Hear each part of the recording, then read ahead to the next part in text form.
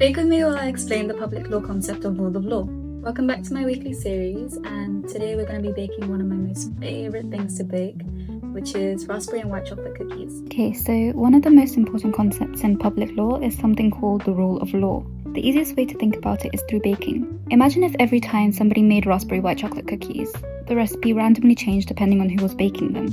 One person gets told to use exact measurements, somebody else can ignore half the instructions, and another person gets a completely different set of rules altogether. It would be chaotic, unfair, and nobody would really know what standards they were supposed to follow.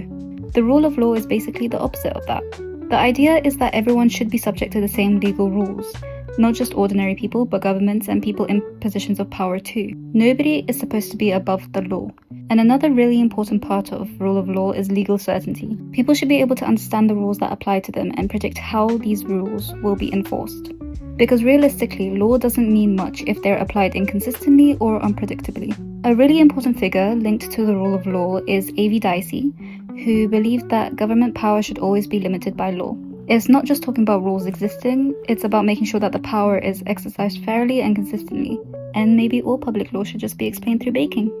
Follow for more.